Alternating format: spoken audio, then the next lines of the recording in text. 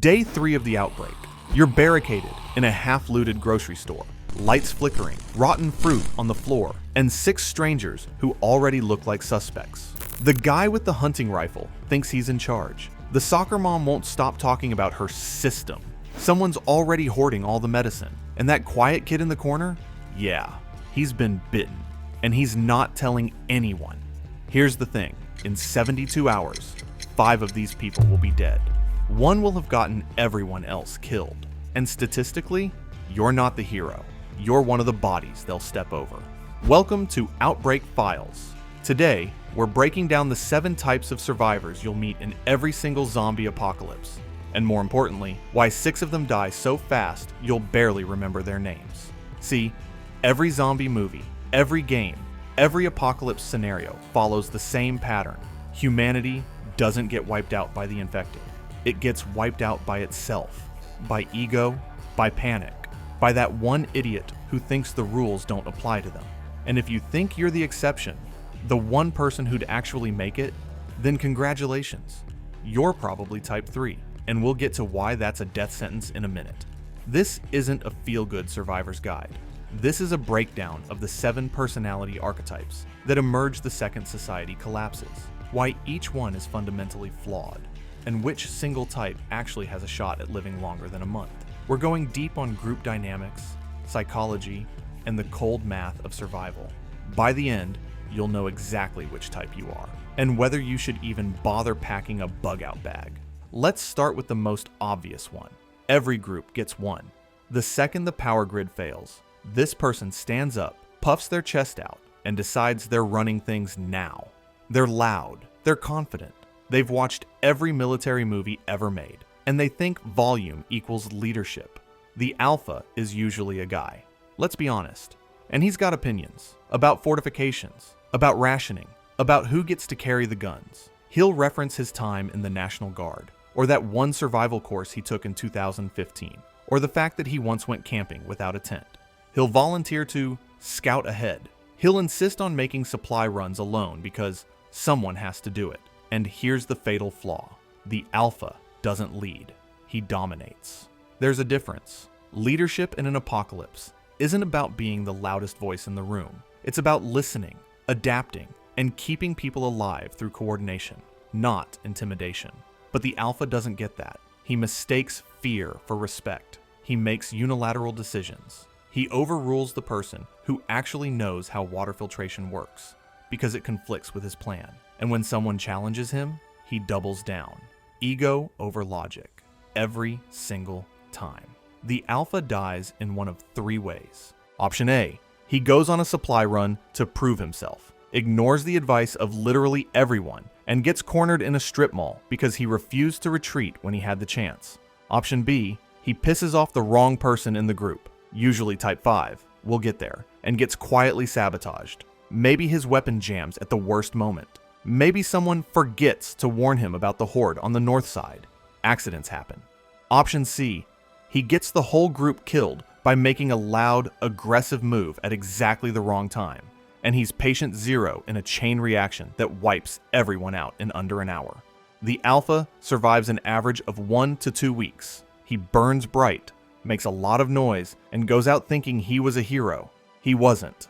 Now let's talk about the person who's somehow still convinced this whole thing is temporary. The Denier is the one asking when the government's coming back, when the power's getting restored, whether we've heard anything about a cure yet. It's day 17. There's ash in the sky, and they're still checking their phone for a signal. You'd think this type dies first, right? They're in denial. They're not adapting. They're mentally still living in the old world. But here's the twist. Deniers sometimes last a disturbingly long time. Why? Because they latch onto the group. They follow. They don't make decisions, which means they don't make fatal decisions. They're just there. Complaining, yes. Slowing everyone down, absolutely. But surviving? For now. The Denier's death comes later, and it's always the same. They break at the worst possible moment. Maybe it's week 3, and they finally process that their family's gone. Maybe they see a zombie that looks like someone they knew, and they freeze. Maybe the group's making a dangerous move, a supply run, a base relocation, and the Denier suddenly refuses. just shuts down, won't move, won't help. And in an apocalypse, freezing is the same as dying. The group can carry dead weight for a while, but not forever. Eventually, the Denier either gets left behind, wanders off in a daze, or does something catastrophically stupid because they're not mentally present anymore. They're a liability with a timer, and that timer runs out the moment reality finally hits them. Average lifespan, 2 to 4 weeks, depending on how patient the group is. Oh, this is your favorite, isn't it? The one you think you are. Spoiler, you're not.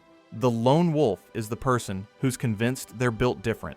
A one-man apocalypse, immune to the mistakes that wipe everyone else out. They've got their backpack, their knife, maybe a crossbow if they're feeling theatrical, and a deep, unshakable belief that other people are the real danger. Groups are slow, groups are loud, groups get you killed.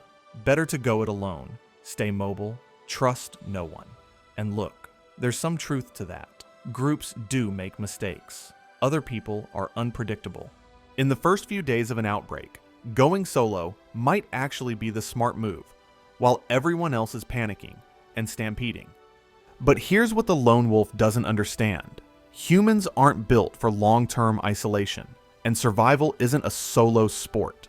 You can't watch your own back while you sleep. You can't treat your own infected wound. You can't defend a position, gather supplies, and cook food simultaneously. The lone wolf thinks they're being strategic, but what they're actually doing is operating at 30% efficiency and calling it independence. Then there's the psychological collapse. Week 2 alone, you're fine. Week 4, you're talking to yourself. Week 8, you're having full conversations with a volleyball you named and losing the argument. Isolation doesn't make you sharper, it makes you slower. Your decision-making gets worse. You start taking unnecessary risks because you're bored, or desperate, or because you haven't heard another human voice in so long that you're not even sure what's real anymore. The lone wolf dies alone, obviously. Usually from something preventable, an injury they couldn't treat, an infection they couldn't fight off, or a horde they couldn't escape because there was no one to cover their retreat. They die thinking they were too smart for everyone else. They weren't. They were just too proud to admit they needed help. Average lifespan, 3 to 6 weeks, depending on skill level. The more skilled they are, the longer it takes for hubris to catch up. Now we're getting into the ones that hurt. The optimist is the person trying to hold everyone together. They're cracking jokes to keep morale up. They're saying things like, "We'll get through this," and "We just have to stay positive." They remember everyone's birthday.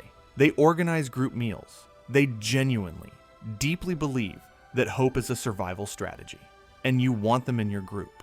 God, you need them. Because when everything's falling apart, the optimist is the only thing standing between you and total psychological collapse. They're the glue, the emotional center, the reason people don't just give up. But here's the problem. Hope doesn't stop bullets. Positivity doesn't cure infections. And the optimist's fatal flaw is that they trust too easily. They're the ones who want to help the stranger at the gate. They're the ones who think the other group seems nice and we should share supplies.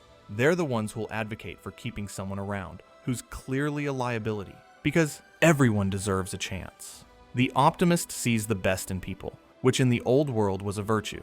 In the apocalypse, it's a kill switch. The optimist dies, saving someone who didn't deserve it. Maybe they go back for someone who panicked during an escape. Maybe they trust the wrong person and get betrayed. Maybe they try to talk down a hostile survivor instead of defending themselves, because they still think words matter more than weapons. It's always a sacrifice. It's always noble, and it's always completely avoidable. The group mourns them longer than anyone else, because the optimist's death doesn't just take out one person. It kills the group's spirit. After they're gone, everything gets darker, colder, more ruthless. The group survives, but it's not the same group anymore. Average lifespan, 2 to 5 weeks. They last longer than you.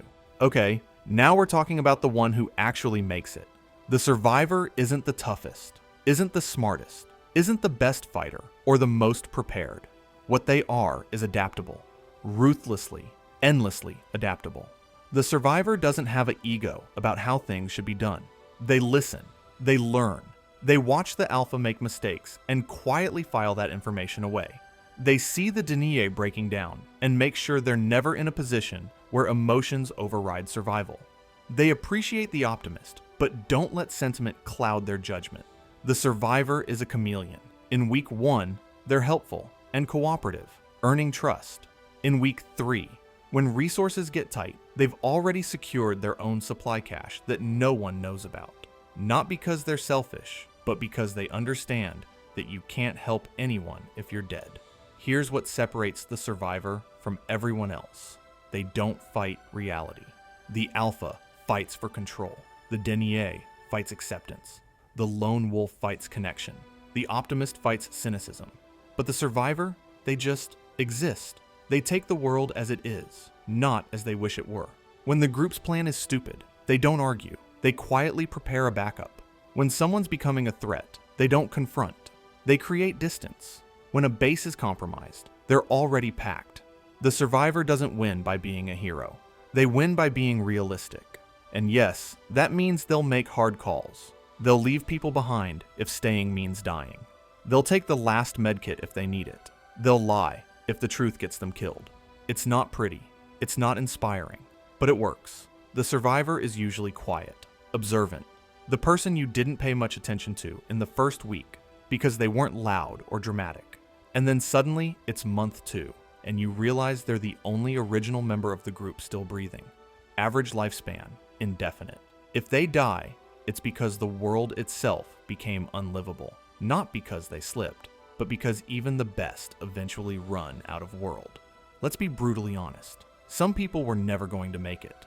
The liability isn't stupid. They're not weak. They're not cowards. They're just incompatible with apocalypse survival. Maybe they have a chronic condition that requires medication you can't find anymore. Maybe they panic under pressure and freeze when they need to move. Maybe they're just fundamentally incapable of violence, even in self-defense, and in a world where hesitation equals death. That's a problem. Here's the thing everyone pretends not to think about. Every group calculates who the liabilities are. They don't say it out loud. They don't have a meeting about it, but everyone knows. You know who can't keep up on a supply run. You know who's going to scream if things go wrong. You know who's burning through medical supplies faster than the group can replace them. And for a while, the group carries them. Because that's what humans do before survival instinct takes over. Because it's the right thing to do. Because the optimist insists everyone deserves protection, and the survivor hasn't decided they're actively dangerous yet, just expensive. But resources run out, patience runs out, and eventually, the math stops working. The liability usually dies in one of 2 ways. Option A, they slow the group down at exactly the wrong moment. A retreat, an evacuation, a sprint to safety, and either they get left behind or they get everyone caught. If it's the latter, the group doesn't make that mistake twice. Option B, they recognize they're the liability. They see it in everyone's eyes. They feel the group's frustration every time they need help, need rest, need more. And one day, quietly, they just leave, walk off into the wasteland. Maybe they think they're doing everyone a favor. Maybe they're right. The liability isn't a bad person. They're just in the wrong apocalypse. In a different scenario, one with medicine, with infrastructure, with support systems, they'd be fine. But this world doesn't have those things anymore, and it doesn't care about fairness. Average lifespan, 1 to 3 weeks, depending on the group's resources and tolerance. And now, we get to the one everyone's afraid to talk about. The psycho isn't crazy. Let's clear that up right now. They're not hearing voices or laughing maniacally while covered in blood. That's movie bullshit. The real psycho is much, much worse because they're functional. The psycho is the person who was barely holding it together in the old world. The one with anger management issues, or a criminal record, or a history of incidents that people overlooked because society had systems in place to contain them. Cops, laws, consequences. But now all those systems are gone, and the psycho is thriving. Because here's the secret. The apocalypse doesn't create psychos. It reveals them. This is the person who takes too much pleasure in killing zombies, who volunteers for every violent task, who suggests extreme solutions a little too quickly. Why don't we just shoot them? We should take their supplies. No one has to know. They're useful at first. Every group needs someone willing to do the ugly work. But the problem is, the psycho doesn't see it as ugly. They see it as opportunity. The psycho starts small. taking extra rations, pocketing supplies, making threats disguised as jokes. But it escalates. It always escalates. Because without consequences, without society telling them no, the psycho's worst impulses have nothing holding them back anymore. They're the ones who kill another survivor over an argument and call it self-defense. They're the ones who sabotage people they don't like. They're the ones who'll suggest abandoning the injured, not because it's strategic, but because they want to. And if you push back, if you become a problem, you're next. Here's the darkest part. The psycho sometimes survives the longest. Why? Because they're willing to do things no one else will. They'll betray allies, steal from other groups, kill without hesitation. In the short term, that's effective. Ruthlessness works when everyone else is still clinging to their humanity. But long term, the psycho always self-destructs. They can't build alliances because no one trusts them. They can't lead because everyone's terrified of them. They burn through groups like firewood, and eventually, they either die alone or get killed by someone who got tired of their shaggy tea. The psycho is a ticking time bomb. You don't know when they'll go off, but they will. And when they do, they'll take people with them. Average lifespan, wildly variable. 2 weeks to 6 months, depending on how smart they are and how long people tolerate them. So, 7 types. And if you've been paying attention, you've already tried to place yourself in the safest one. Maybe you're thinking, obviously I'm type 5. I'm adaptable. I'm smart. I'd make the hard calls. Would you though? Because here's the reality. Most people aren't just one type. You're a combination. You've got lone wolf tendencies when you're stressed, optimist instincts when someone needs help, alpha energy when you think you're right. And all those conflicting traits, they don't balance out into perfect survival instincts. They create hesitation, inconsistency, mistakes. The person who actually survives isn't the one with the most skills or the best plan. It's the one who can recognize their own weaknesses, compensate for them, and, this is critical, suppress their ego long enough to stay alive. You think you'd be strategic? Cool. Would you stay strategic while watching someone you care about die because saving them would compromise the group? You think you'd be ruthless? Great. Would you stay ruthless after weeks of isolation start breaking your mind? You think you'd be adaptable. Prove it. Because adaptability doesn't mean thinking you'd adjust. It means actually abandoning your entire worldview, your comfort, your identity, and becoming someone new every single week as the situation changes. Most people can't do that. Most people lock into one type and ride it all the way to the grave. Here's the part nobody wants to hear. Even if you are type 5, even if you make every right decision, read every situation perfectly, and adapt like your life depends on it, because it does, you're still probably going to die, just slower than everyone else. Because here's the ultimate truth about apocalypse survival. Groups are temporary arrangements between people who are all secretly calculating when to leave. The alpha dies first, but his death destabilizes everything. The optimist tries to hold it together and gets killed for their trouble. The Denier breaks. The liability becomes impossible to carry. The lone wolf was never really with you anyway. And the psycho?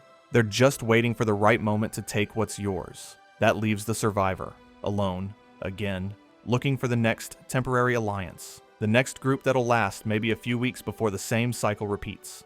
You want to know the real apocalypse? It's not the zombies, it's the math. 7 people become 6, 6 become 4, 4 become 2, 2 become 1. And that one person, exhausted, paranoid, running on fumes, eventually makes a mistake. Gets sick, gets slow, gets unlucky, which is all it takes. The apocalypse doesn't have winners. It has not dead yet. So let's recap. The alpha dies because ego beats strategy every time. The denier dies because reality doesn't wait for acceptance. The lone wolf dies because humans need humans, whether they admit it or not. The optimist dies being better than the world deserved. The liability dies because the world doesn't grade on effort. The psycho dies because even in the apocalypse, karma's patient. And the survivor, they live longest, sure, but longest is still ends. Which type are you? Honestly, it doesn't matter as much as you think, because knowing your type doesn't save you. It just tells you how you'll die. The real question is, would you actually let go of who you are to stay alive? Strip away the ego, the denial, the optimism, the isolation, the weakness, the violence, and just exist as pure adaptation? No personality, no principles, just survival instinct wrapped in skin. Most people can't. Most would rather die familiar than live transformed. And that's why every apocalypse, real or fictional, wipes out 99%. If you made it this far, congrats, you survived the video. That's more than most people can say about the actual apocalypse. Hit that subscribe button if you want more brutally honest breakdowns of why your survival plan is garbage. Drop a comment telling me which type you think you are, and which type you'd actually be when the panic sets in. And remember, the Outbreak doesn't care about your confidence. It cares about your mistakes. Stay sharp or don't. The zombies aren't picky.